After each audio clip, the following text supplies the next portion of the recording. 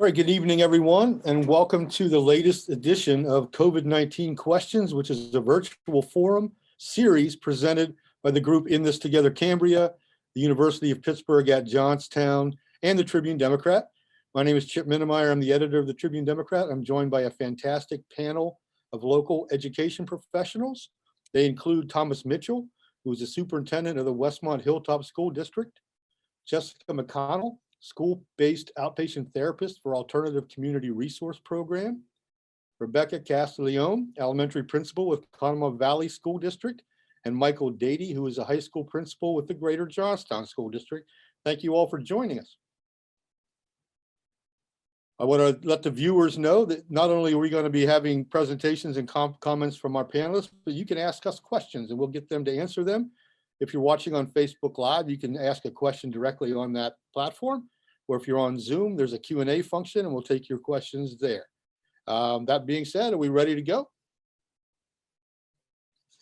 We've got a question that I think we'll ask all three of the school officials, and maybe we'll start with Tom. How has your school district responded to changes to CDC, Department of Health recommendations? That's got to be a challenge.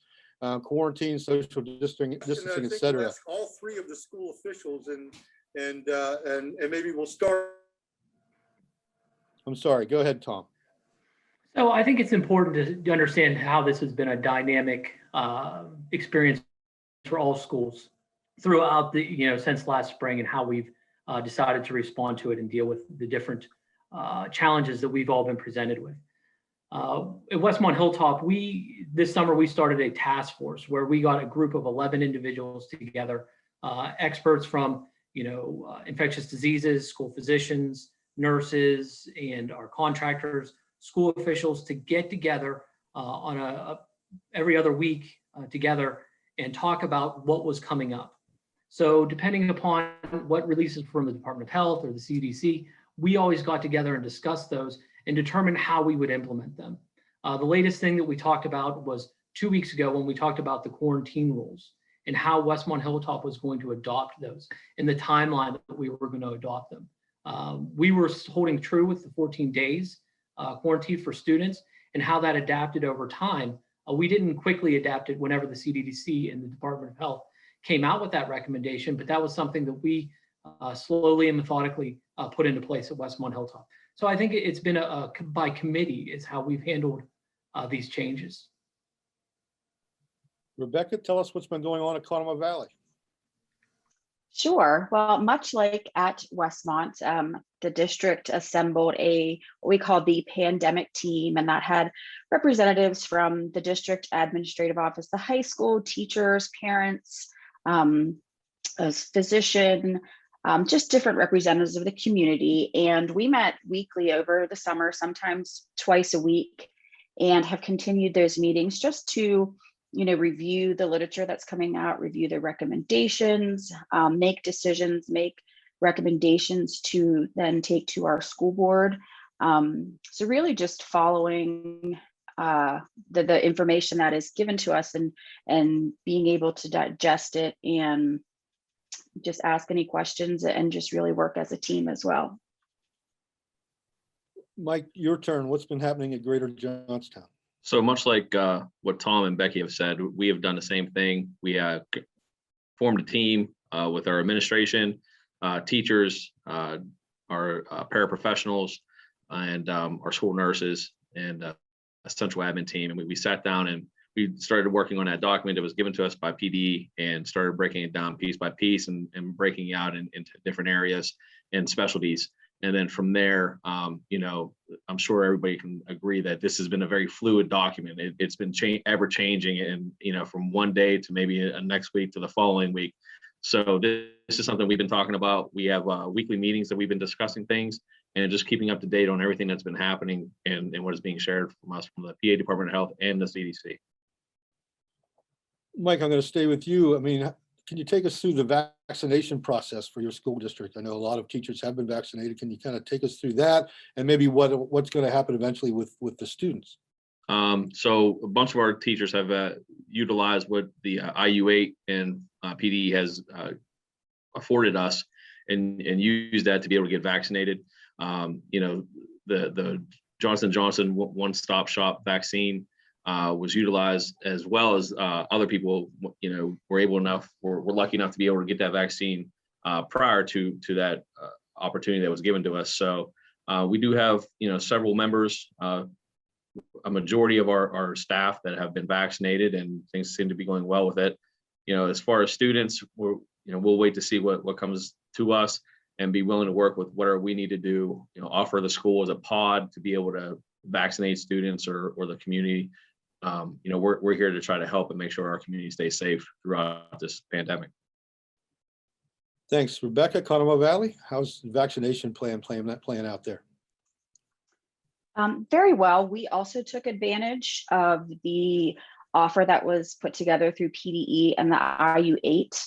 And we're very fortunate to say that I think we had 65 requests for vaccine, and we were able to get everyone who requested. I believe we have 1 or 2 coming up in the next round. And of course, we did have some of our staff who were able to secure those vaccines through other means, either the Pfizer or the Moderna. But as far as the students go, again, we'll just be learning like everyone else and doing what we can to support the health of our community and our kiddos. Tom, same question in terms of Westmont. Yep, we also took advantage of the IU8 program that was sponsored by the Department of Health and PDE. We were able to secure 84 vaccinations. I don't believe that there was one employee, contractor, independent contractor that was without, that did not have access to a vaccination. Also, after the fact, we've been approached by several of the different local pharmacies offering additional vaccines and making sure we always get that out to our teachers, our employees, bus drivers, cafeteria workers, everybody, just working diligently to make sure everyone has access to the vaccine that wants that vaccine to, for the benefit of our school district and the community. That's great news from all of you. Just a reminder for the folks watching, we do this periodically, as we said, and next Tuesday, the 13th of April, we'll actually be getting a vaccine update, and that'll involve our great biologist and chemist from UPJ. So kind of keep an eye on that. That'll be next week. Tom, you're working through a situation there at Westmont, and I was hoping you could tell us what the latest is in terms of your school district, what you're learning about how circumstances developed and what the response has been. Yep, absolutely. So over the holiday break, we learned that a few of our students had tested positive and were demonstrating some symptoms the week prior. So working through that handful of positive cases in the district, which led to a large number of quarantines that were recommended by the Department of Health. Just like every school district, whenever we hear of a positive case or we're communicated with a positive case, we immediately begin contact tracing, reaching out to the Department of Health and making those contacts. This weekend was a little bit tough from the holiday weekend standpoint and the availability of the Department of Health, and to make sure that we were getting the information out to everyone as quickly as possible. So really, this situation that we're in right now is a victim of circumstance. The students that were, that tested positive were actually in the building the week prior. And so then we had to do some large scale quarantining based upon the contact tracing and working with Department of Health. So really that's what it boiled down to, a handful of cases that led to a large scale quarantining. And you reached out to parents, obviously, and let them know what was going on. Absolutely. Over the weekend when we were working through this, when we found that we were going to have over 100 quarantines, I felt that it was something that we needed to communicate with our parents to make sure, dispel any of the rumors.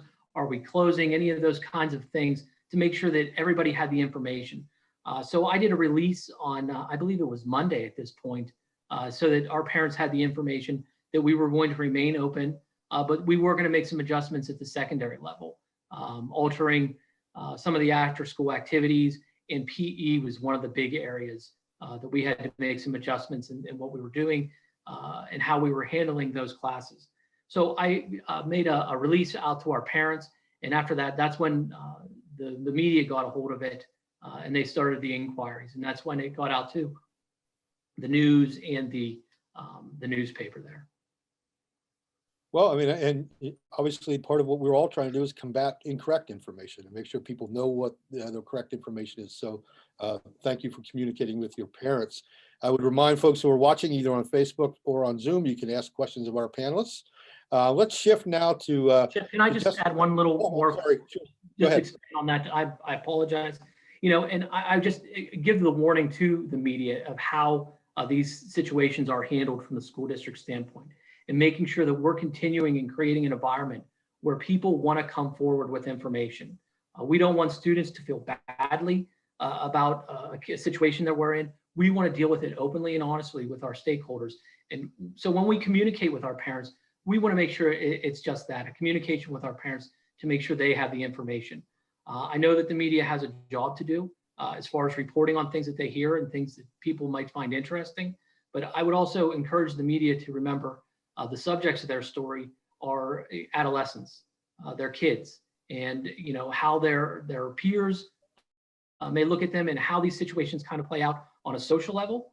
So I appreciate the opportunity to speak here tonight. I appreciate everything that our media partners do for us. But I would also like to put that warning out there to the media to handle these cases very delicately because the subject of these cases are students, minors, sometimes elementary school students, and there are implications that go along with that. So thank you for letting me just throw that in there very respectfully. Absolutely. And we do have a comment from Facebook to all of you. Kudos to the school districts for being so diligent with contact tracing. So I think there's a thank you coming in from our audience. I was getting ready to shift over to Jessica McConnell, who's with Alternative Community Resource Program. And Jessica, in what ways have you noticed the impact of COVID-19 on mental health in schools? I mean, what are some of the signs that teachers and staff can look for to determine if a student is experiencing a mental health challenge during COVID? Yeah, there's a lot of things as a school-based therapist that I've been noticing. I'm seeing a lot of anxiety. There's kids who are afraid to get COVID at school and then take it home to their family members. We're seeing kids anxious because they're falling behind in their classes. And then there's some social anxiety as well. Kids, for months and months have been at home, learning from home and kind of isolated away from, large groups of people. So once they're thrown back into that environment, it can be really overwhelming. And, just like Tom was saying, when they, if a kid gets sick and then there's, fears about what their peers are going to be saying. So that's adding to a lot of that anxiety. We're seeing a lot of symptoms of depression. Kids are missing their families, they're missing their friends, they're grieving the losses of relatives who have passed away from COVID-19. And we're also seeing that kids are grieving experiences and events, things that kids look forward to. I mean, that can be pretty overwhelming as well. Another one is difficulty with focus and concentration. When you're working from home, you might have siblings who are also working from home, which makes your virtual classes really difficult to focus on. And then once you get back into the school setting, there are a lot of families who are dealing with job loss, financial issues, maybe even more abuse. So when you're a kid, you're sitting in math class, it's really hard to focus on your math class when you're worried about whether or not you're going to have food on the table when you get home. And then finally, the other big one that I'm noticing is a lack of motivation. Kids aren't wanting to complete their schoolwork. They're skipping out on their virtual classes. And then sometimes even if they attend the virtual class, they log on, they turn the camera off because they didn't feel like getting out of bed or getting dressed. So those are all some things that I've been noticing among my students. For any of the school administrators, have you heard those types of situational descriptions coming up the line in your school districts? And then what have you done? Anybody? Well, if you guys don't mind, I'll just jump in. Something that we are learning, and I think as educators, we have to learn to be this way even more, as we have to learn to be flexible. We have to be learning to be even more compassionate with our children and our students and even our families to try to figure out what is the right thing to do for these kids and what is the right thing that we need to do for our families. So I agree with Jessica and the fact of, we have had some people, some students, express these concerns. We've given them the right avenues to be able to seek help and provide those opportunities for those students. Sure, I will just jump right in there too. Thank you, Michael. One of the things that has come forth through all of the pandemic is in the education field is that need for that focused and intentional social and emotional learning. Kids experience trauma every day, and now we're in this collective trauma.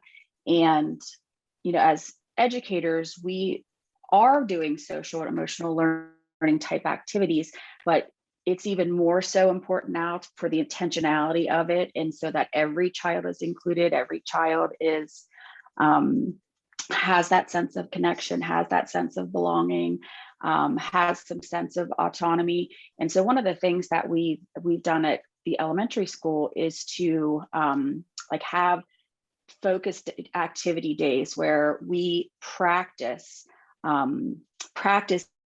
each of those skills and do it as a school, and really just trying to make those become habit, because it's that social emotional piece is just so important. And I think that's one of the things that this pandemic has brought to the forefront, is that they are not competing. Academics and social and emotional learning aren't competing interests, they're co-interests. And until we make that part of the experience of all education, it's what needs to happen. Let's stay with Jessica. I mean, what advice do you have for parents? What should they be looking for? How should they be addressing some of these concerns that you raised? Well, and as we were saying before, kids aren't always going to just come out and say that I'm feeling scared or I'm feeling sad. And there are some red flags that parents can look for, teachers can look for. If you have a student who's constantly complaining that they have a headache or they have a stomach ache, that could be a sign that maybe they're dealing with some anxiety about going to school. Anxiety often manifests itself as physical symptoms. If you have a student who is, who was always on top of their schoolwork, getting, really good grades, but now they're just not doing their schoolwork, that might be a sign that there may be some depression or that lack of motivation that's going on. A lot of kids have just kind of said, you know what, I'm never going to catch up. I'll just repeat the grade. It's no big deal. So, those are some of the things that kids can, or the parents and the teachers can look for. Another big one is behavioral issues. And this isn't specific to COVID, but if you have a student in class who is, breaking a school rule, and, for example, like if they have their hoodie up and they're putting their head down, they have their head covered, a teacher would say, you have to take the hoodie off. It's, against the school rules to have the hood up. The student might have that hood because it's a protective thing, it's comfort. So whenever the teacher calls them out on it, then maybe they're starting to panic because the teacher doesn't know that that's what's going on. The teacher's saying, okay, that's a school rule, you need to take the hood off. And sometimes those situations can escalate into, bigger situations with kids because, they're not able to express that is what the problem is. So just kind of being aware of those little things and remembering that 9 times out of 10, the things that you're noticing aren't necessarily the problem. They're just a symptom of the problem. Thank you. I mean, for the school district leaders, I mean, how have you, this is invariably going to affect what the kids come out of this year with in terms of learning, perhaps deficiencies or gaps. I mean, how have you addressed that? And, how do we begin to bridge any gaps that you might have seen in terms of what your students are doing? Yep. Chip, before we get into the discussion on learning loss, and I think that's a valid topic, something that school districts all over our area are addressing, I'd also like to encourage or talk about the things that they are learning, the skills that they are picking up, being involved in this situation as far as being resilient. Our students have been outstanding as far as being able to adapt depending upon the learning environment, based upon teachers being quarantined, whatever we're throwing at them from a school system or what our society throws at them, they've done an outstanding job. Some of the 21st century skills as far as, working from home or Zooming and all the things that we've asked them to do so quickly, they've been outstanding in how they've adapted their learning to meet the needs of the pandemic or our learning environment. So, we certainly can talk about learning loss, and I think that's valid.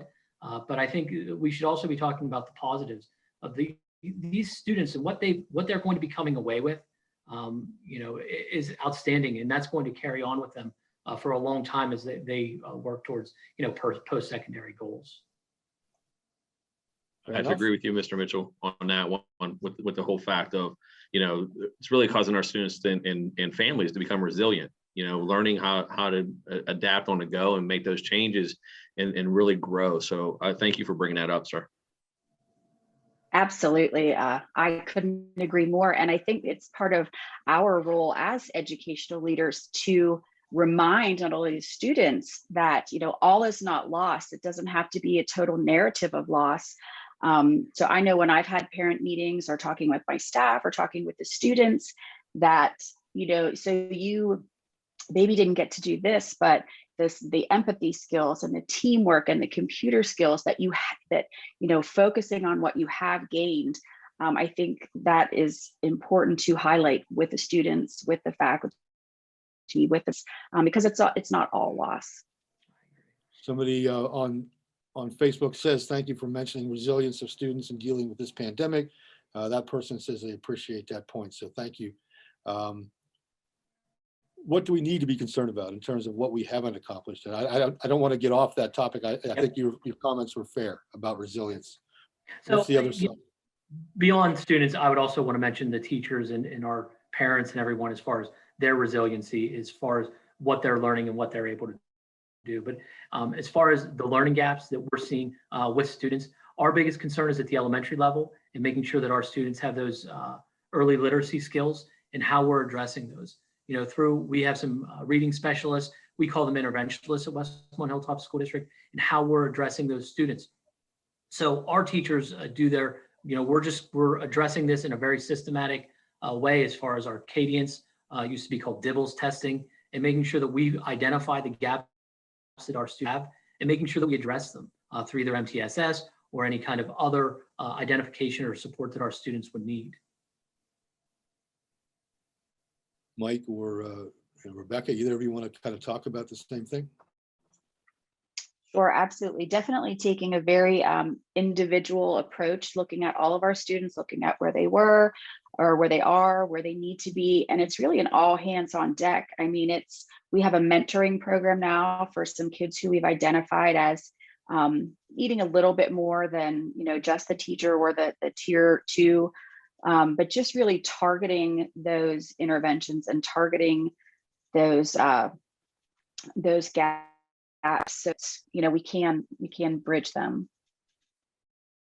Yeah, I can just add in there, Chip. I know with the Johnstown School District, we have formed a committee, a learning loss committee.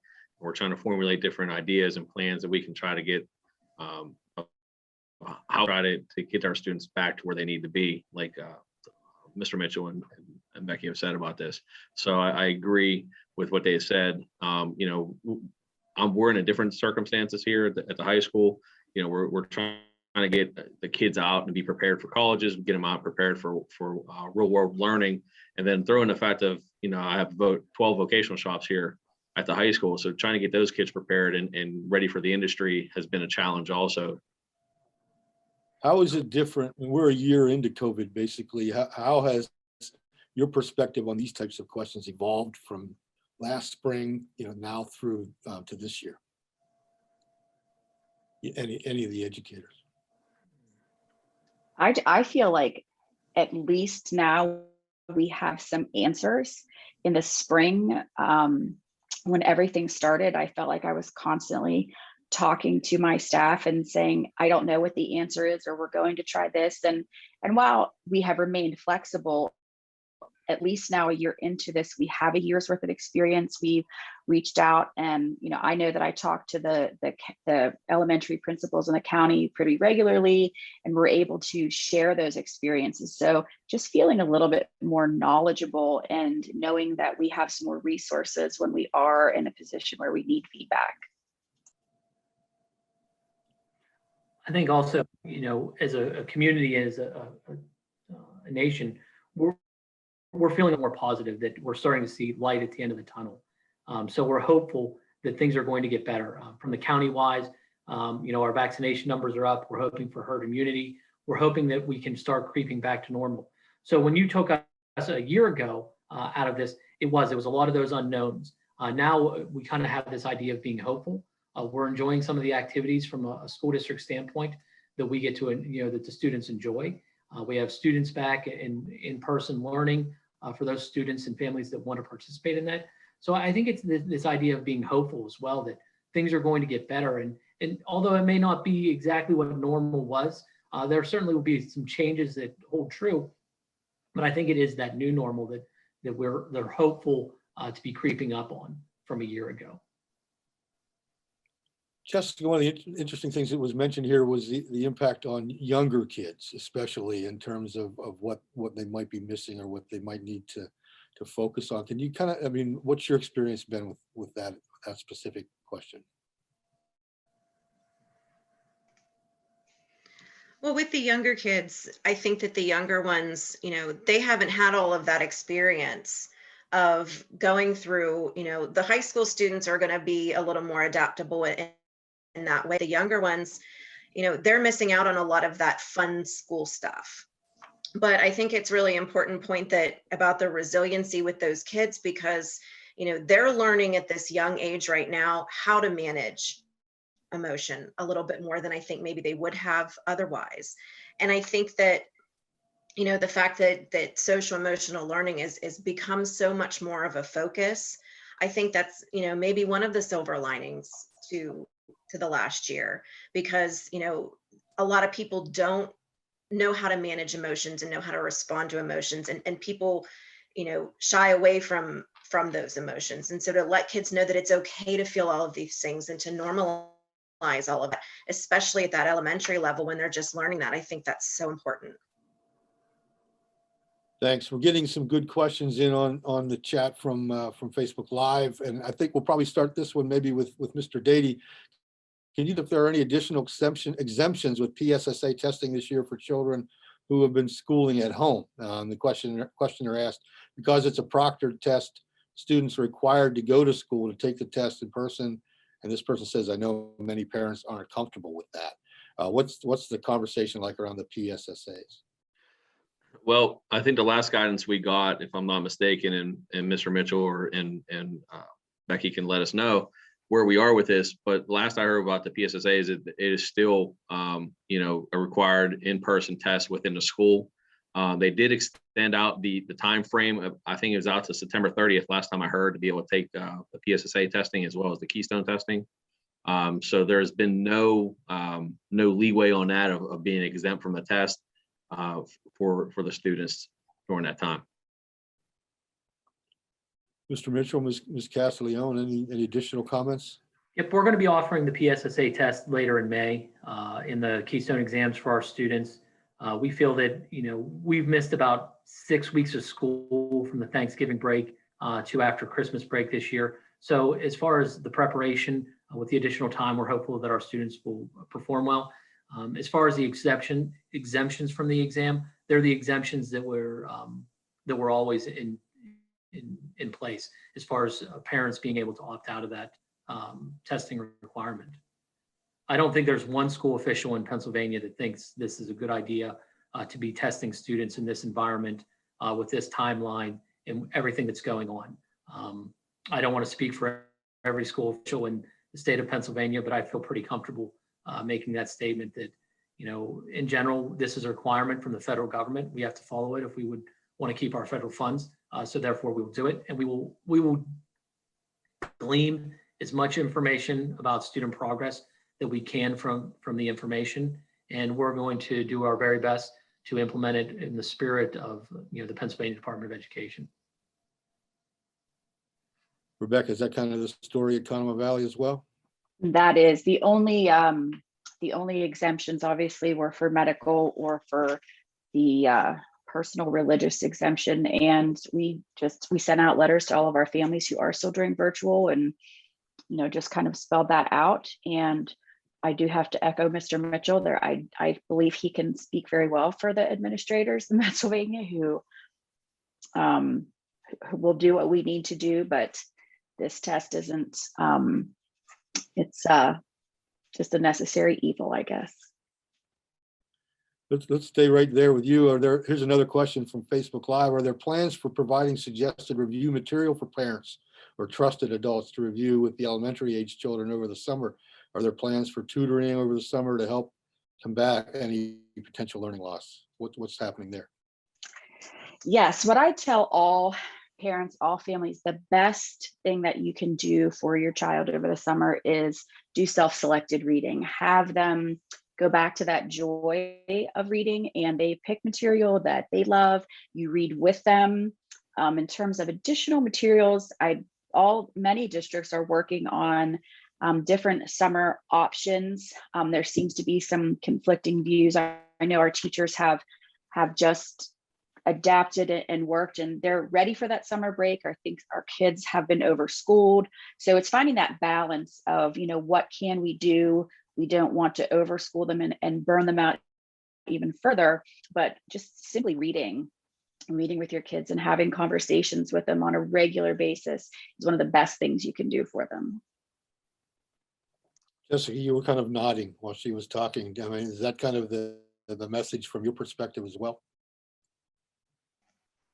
Yeah, I agree. I mean, in any way we can help the kids, keep up with their learning, I think is going to ease some of that anxiety too. They'll feel more prepared when they go back in the fall, but to give the kids kind of just a chance to decompress for the summer, I think is important too. I love the idea of just having, that, reading, for fun, finding something that you really enjoy. I think that can be really important. Thank you. We got a great. If I could just, sorry, go ahead. I'm sorry. Go ahead, Becky. Oh, thank you. Just to add on to what Jessica was saying, just so that families are aware, our teachers adapt to our students' needs on a regular basis. So if, like our second grade teachers, they are the second grade teachers, but they will be getting to know those kids, the next group of children who come in, and they will be meeting them where they are and using that strength-based approach. So no child is going to walk into a classroom and be completely lost. And it's the second grade. This is what we do on day one of school. We meet the kids where they are, and there will be some curriculum adjustments, just like there were this previous year, but we'll keep moving forward. Mr. Mitchell, you seem like you had a thought there. We're exploring options to offer some of the elective courses to our students, maybe instrumental lessons or art or different things like that, so that we can engage the students and let them have a little fun, so that they can kind of recalibrate over the summer, so that they're better prepared to come back to us in the next fall. Thanks. We got a nice question here in the Q&A through Zoom that I'll bring in, and Mr. Mitchell will kind of stay right with you there. Great discussion on the resilience and acquisition of new skill sets for students and faculty in the 21st century. Do you think it's valid to consider kids being, quote, behind or not, and as an arbitrary benchmark when the entire world has dealt with the same pandemic? Does a discussion of being behind cause more stress for kids who are already stressed? Yeah, I think that's a great question and a great point. Kids are behind on maybe whatever arbitrary benchmarks that we put out there from, a state's standardized testing, or, have we been able to usher through our curriculum in the normal scope and sequence? Those are a lot of discussions, and I think that one of the panelists that talked about the individual student and addressing this at the individual level. I think that's where it comes down to that partnership between school districts and families. There might be a learning gap with a student that we need to address on an individual basis. But as far as systematic changes and changing curriculum, I think Becky mentioned that as far as meeting kids where they're at when they come back to us in the fall. Those teachers do an outstanding job at the elementary level when it's not course specific. They teach kids and making sure that they meet them where they're at all over the area in those elementary schools. So they do an outstanding job. So as far as this idea of being behind, I hear this on the news and the different panelists and people talking about this, and I struggle with that because when I talk with kids, they seem the same to me. Now, do they know one extra formula in geometry? Maybe not, and I think that's okay, because are the kids well adjusted? Are they dealing with their emotions, their peers? Are they learning? Are they gaining? I think those answers are resoundingly yes. Growth comes when you put someone in an uncomfortable position and they're successful. And I think that's what we're seeing out of our students wholeheartedly in this area. They've been put in difficult situations, they've been resilient, and they continue to keep working. There's certainly exceptions to that. All school districts are dealing with some kids that maybe don't attend or attend as much as we would like, or there's some of those, maybe checking out a little bit. But I think in general, our students are learning, and they're learning at a high rate. It just may not be exactly the curriculum that we had set out to teach them. So that's a great question and a great way of looking at it. Anybody else have thoughts on that question?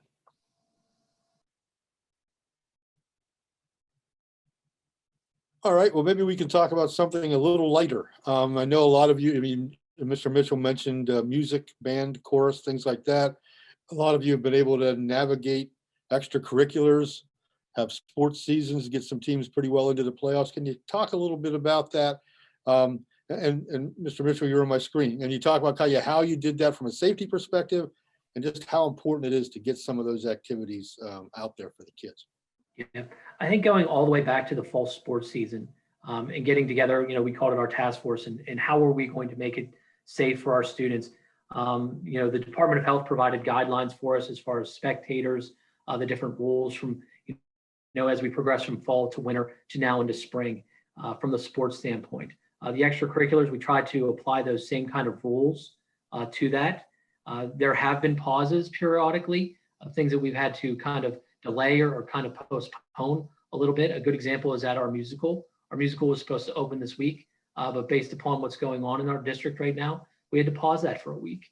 And I think that that's something that it's important to recognize that one, that we're able to have these events. School officials love talking about all the extra things that they're doing, from sports to musicals to concerts to the inductions that we get to do for NHS secondary level to the sixth grade move up day that we're going to get to do. I think all of those things are important. We love to talk about them, but I think it's talking about them and doing them safely. And we've just had to re-examine every activity that we're doing and making sure that we're doing it in a way that's as safe as possible, and understanding like the tolerance of risk that we're willing to take depending upon the situation. We all knew that winter sports offered us a lot of challenges from indoor activities and spectators and those kind of contact sports, basketball, wrestling. Those things offered a lot of challenges, but we were able to get through them as the coaches have been outstanding, following the guidelines, doing the screenings, making sure that our student athletes were safe. And, from our athletic conference that we participate in, the Laurel Highlands Athletic Conference, I know those ADs got together all the time to talk about what's going on, the safety, who's experiencing cases, should we delay something? So I think from a whole area, how they've been addressed, I think it's been a partnership between other schools because we've all wanted to do those things because we know how valuable they are to the students. Mr. Dadey, about a year ago, you were dealing with a situation where one basketball player tested positive during summertime drills, and now all of a sudden you've gotten through a whole basketball season, a team well into the playoffs. How did you guys pull that off? Well, I have to agree with what Mr. Mitchell has said. With the direction that we have received from not only the state and CDC and the PA Department of Health, but also the constant communication amongst the schools, the constant communication with the athletic directors, the screenings, and I also have to applaud the athletes. With following the guidelines of what need to be, and parents. Let me throw the parents in there too. We're making sure that the guidelines are being followed by the players and spectators around the area. So I have to agree with everything that Mr. Mitchell has said, and making sure that we explicitly went through each one of those sports and sat down with those players, be it the athletic director, be it the athletic trainer, and they had discussions with them of why the importance of why you had to wear a mask and the social distancing and the signs and symptoms we need to look for just to make sure that everybody stays safe across the area. One of our coaches framed it the best when talking with their student athletes. It's how bad do you want to play? And what sacrifices are you willing to make from masks to social distancing and all the different things that we asked our student athletes to do. So what Mr. Dadey said is absolutely correct as far as the sacrifices and how attentive our student athletes and our students in general to be able to come to school and participate in extracurricular activities. Their commitment has been outstanding. Becky, I'll ask it a different way. I mean, I've seen some teachers do some pretty amazing things just trying to teach art and music across Zoom and whatever platforms available. I mean, how do you help them get through that? Because they've done an amazing job with that.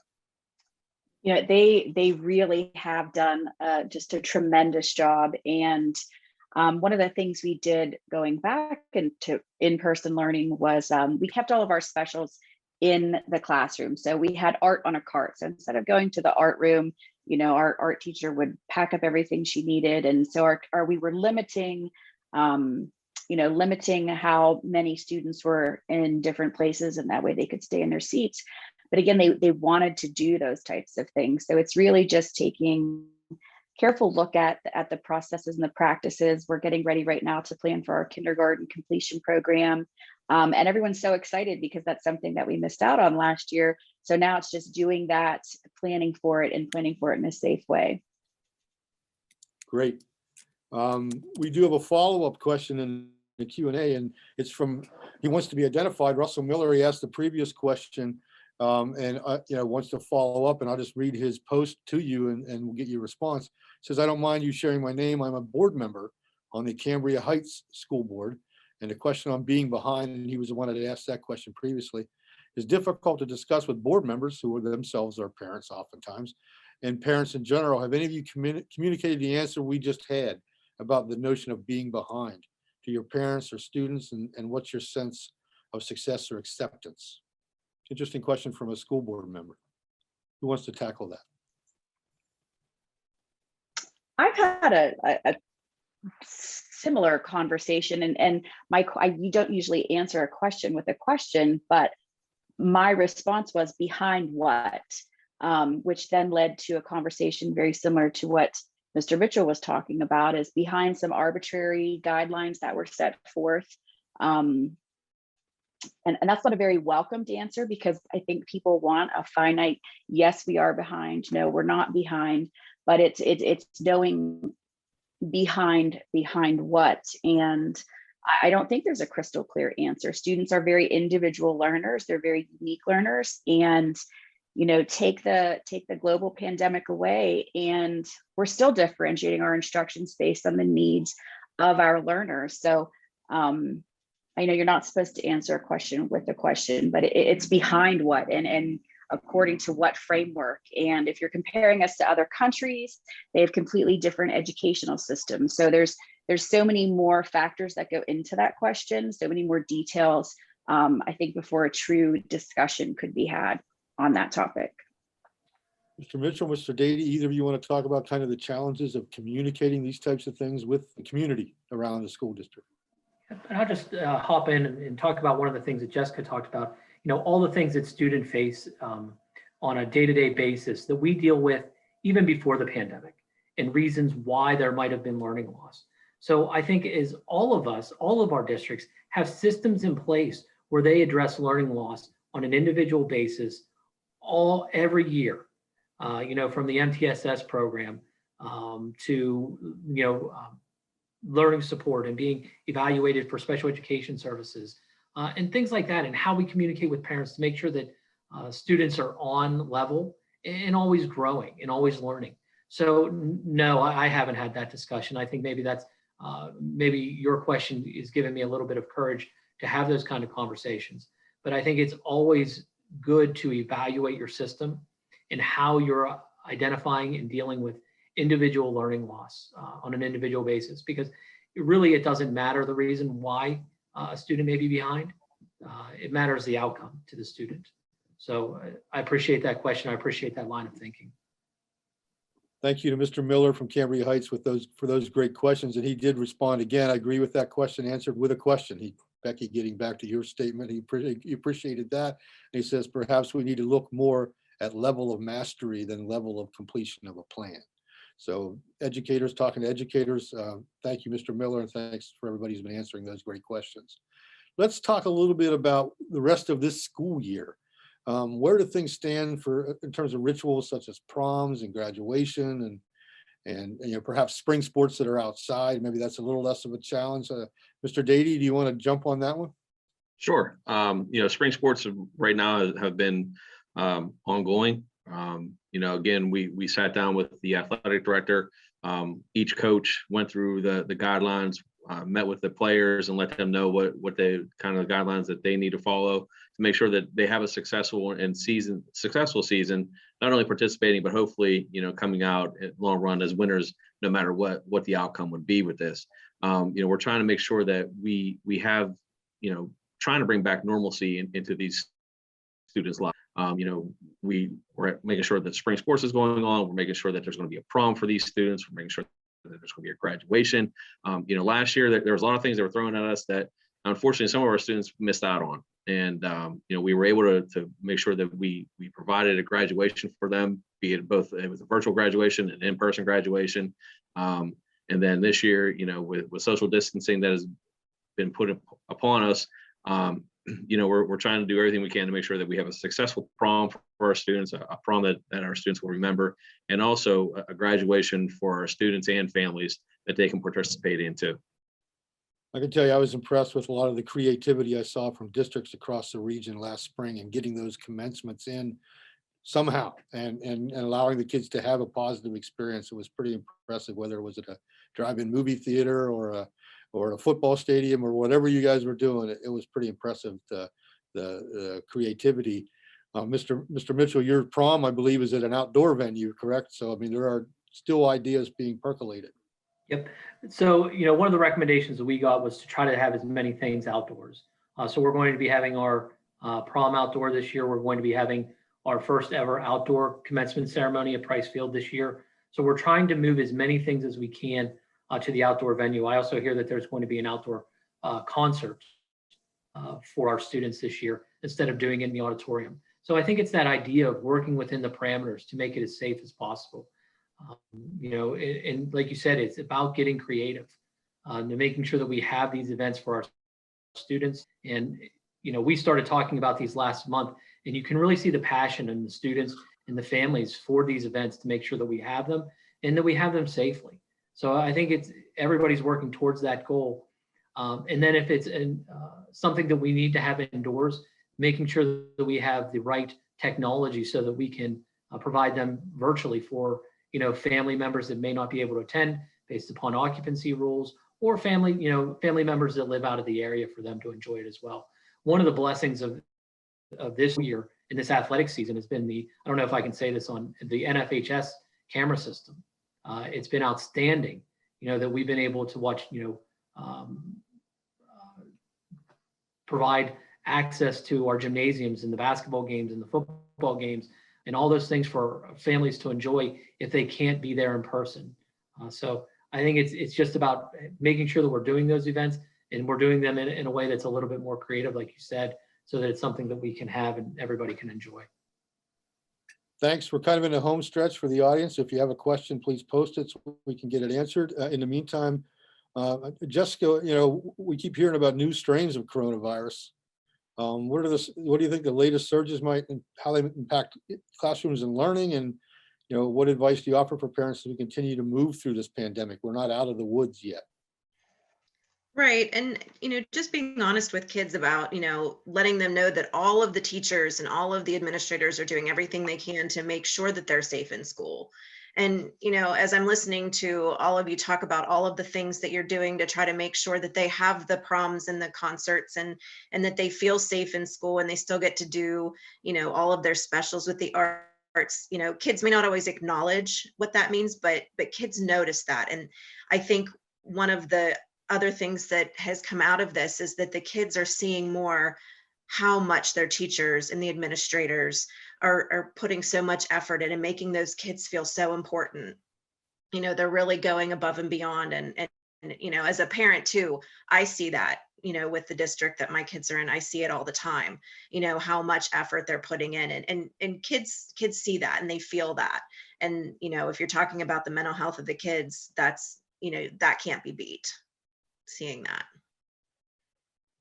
Probably ought to spend a couple of seconds talking about COVID relief and how that may affect school districts. And I'll start with Mr. Dadey. Can you talk a little bit about how these types of programs are going to impact what you can do and how you can maintain a safe environment going forward?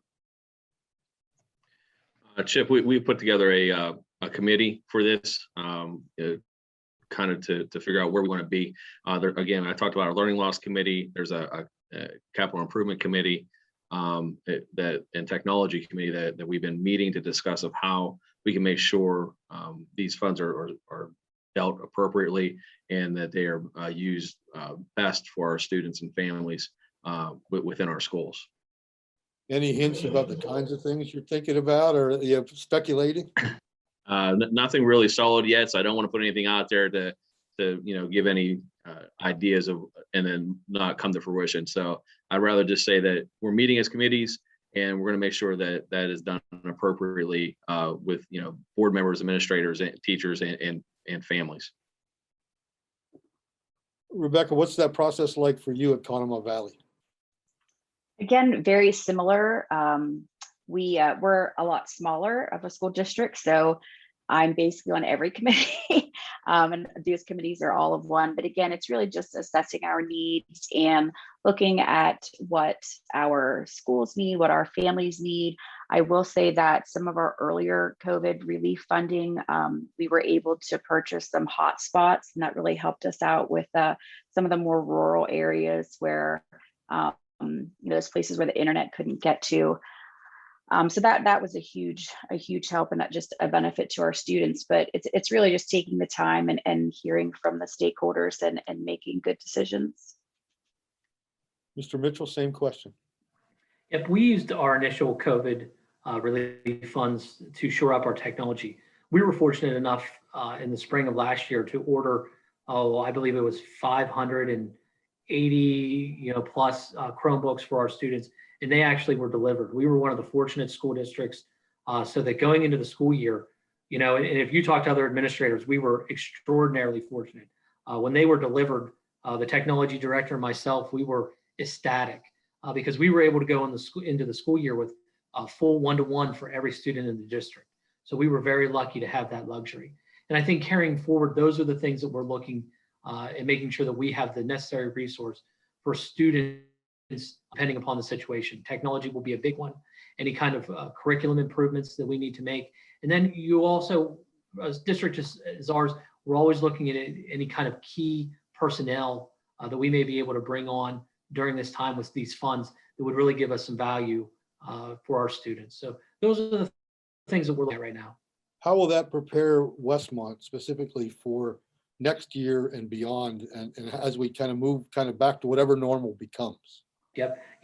Even from a standpoint of, you saw last year that the Pennsylvania Department of Education allowed school district to bring in what was called FID days, flexible instructional days, or virtual snow days. So I think this idea of virtual learning, even if in central Pennsylvania, if it's for a snow day, it's something that's going to become part of our DNA.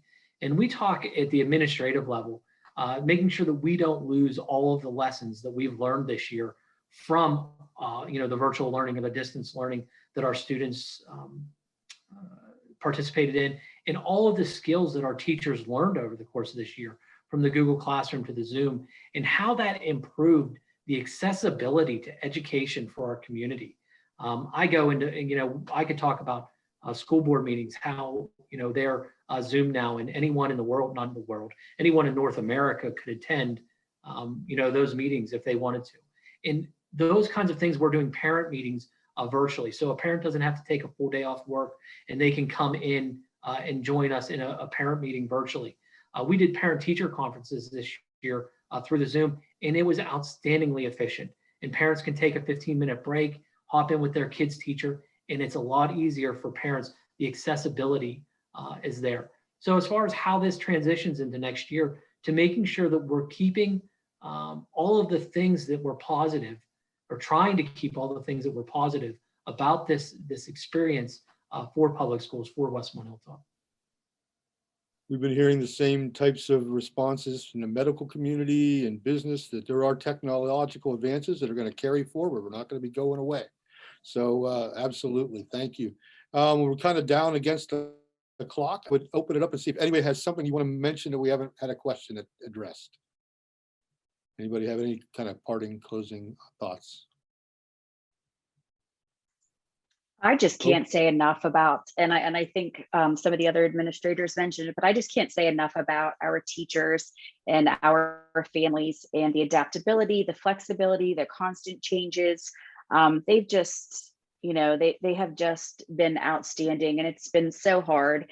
And I just can't say enough good things, and especially to my Conemaugh Valley Elementary staff. I thank them. Nice shout out. There you go.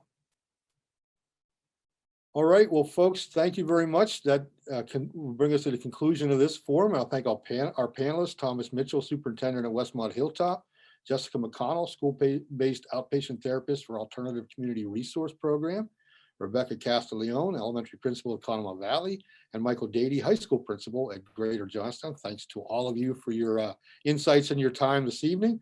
Thanks also to In This Together Cambria, which has been putting on these great sessions every week or every other week, and to the University of Pittsburgh at Johnstown, which has been handling a lot of the technology and been doing a great job with that. Again, thank you so much, everybody, and stay safe out there. Thank you. Thank you. Thank you. Thanks, everybody.